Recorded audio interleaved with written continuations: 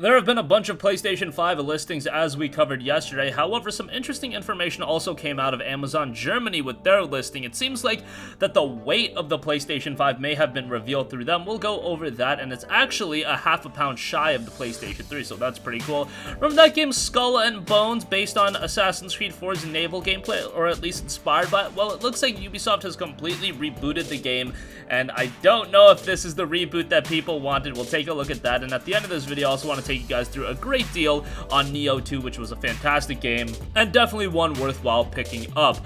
But more on that in just a little bit. Alright, first up, rumor, PlayStation 5 console weight reported to be just over 10 pounds, about 5 kilograms, just a half pound shy of the PlayStation 3. While the rumored PlayStation 5 price and release date reveal along with pre-orders didn't actually happen yesterday, the PS5 weight may have leaked thanks to a listing on Amazon Germany. The Amazon Germany page for the PlayStation 5 lists the weight as 4.78 kilograms, which translates to just about 10.54 pounds. This is a fair amount heavier than the PS4, which comes in at 6.17 pounds, but still not quite as heavy as the launch PlayStation 3. Remember, the launch PlayStation 3 was the grill PlayStation 3. That thing was pretty damn huge. The PlayStation 3 Slim was ultimately a little bit smaller, quite a bit smaller, and then you had the PlayStation 3 like Ultra Slim, I believe, and that was a little bit funky looking. I did think that the PlayStation 5 was going to increase in size just because they are looking to implement better cooling, just so, you know, noise isn't going to be as big of an issue. At least that's what we hope to be the case. It's possible the listed PlayStation 5 weight could be a placeholder, but it seems like such an accurate number and a specific number.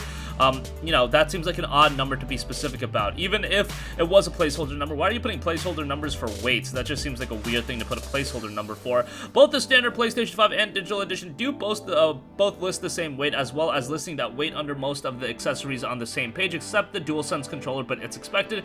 The removal of the disc drive would make the digital edition a little bit lighter. It's also possible the listed weight could be for the full box, but the PS4's listings weight is the actual console itself, excluding any additional packaging. Additional regional landing pages are also listed in that same weight, including Amazon France, which gives the reported number more weight.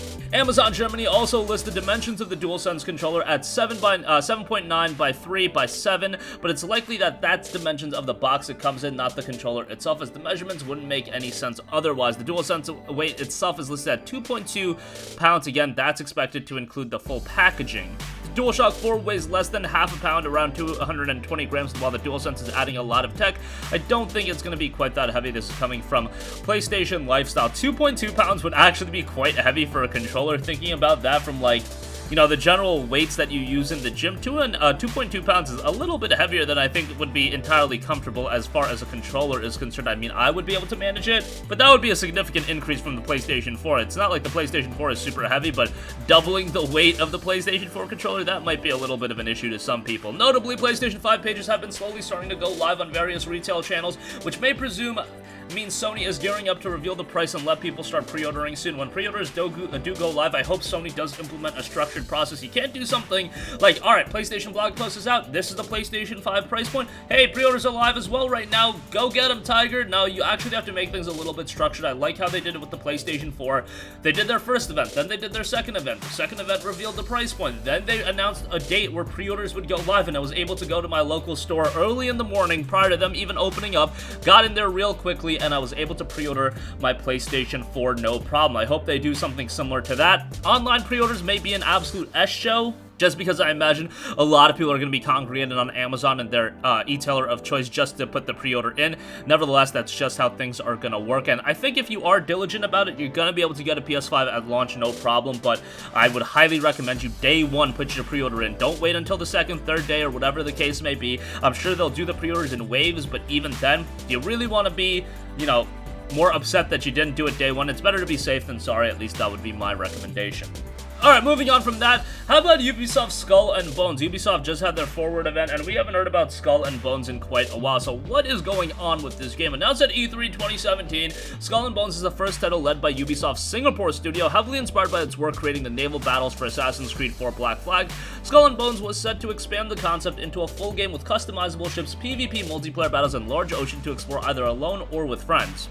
Ubisoft had big plans for Skull and Bones and even had started developing a female-driven TV show with production company Atlas Entertainment. The game was originally scheduled for a late 2018 release. Obviously, that did not come to fruition.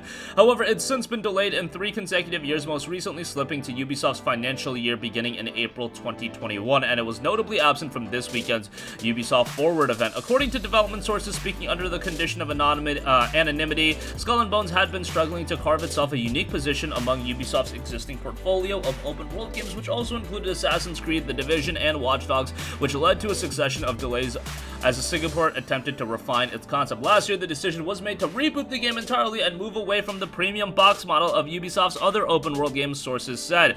Now, here's where things get interesting. Video Game Chronicles was told that the new Skull and Bones has moved towards a live game model. The game will now feature a persistent game world with quests, characters, and storylines that will drastically evolve and change over time based on the collective actions of the community. This is unlike GAS titles like The Division 2, which receive regular updates but relatively static world stories and content. One person with knowledge of its development said that the social and live storytelling elements of Epic's Fortnite had been a strong inspiration of Skull and Bones' new direction. I'm gonna give you guys a yikes for that one. They said the rebooted Skull and Bones would have a stronger focus on collaboration, as Ubisoft is keen to appeal to audiences beyond the competitive action fans who usually play its other series. The reboot also brought big changes to the game's leadership, including the departure of creative director Justin Farron, who later joined Wargaming. As a part of the reboot, Skull and Bones creative director was replaced by former editorial VP Elizabeth Pellin, VGC has noted. I'll leave a link to their article in the description box below.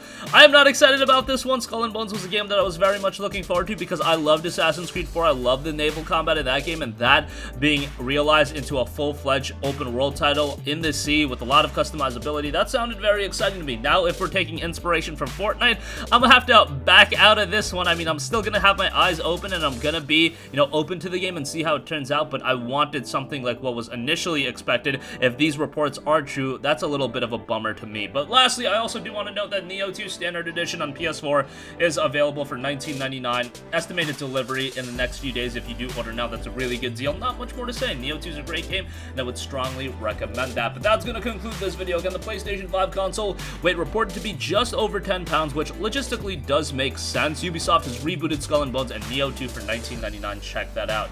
That's going to conclude this video. Sound off with all of your thoughts in the comments section down below. Let us know. What do you think about the PS5 Weight? What do you think about Skull and Bones? What do you think about that Nioh 2 deal? Snag it up if you've yet to check that out.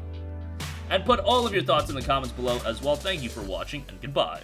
Hey guys, we hope you enjoyed the video, and if you did, make sure to hit the subscribe button, and if you're already subscribed, do us a favor and hit the bell icon. This way you'll be notified whenever we post a new video. That's the best way to keep up with all of our uploads, and we usually try to upload 2 videos a day. And with the bell icon hit, you'll be notified whenever we do upload a video. As always, thanks for watching.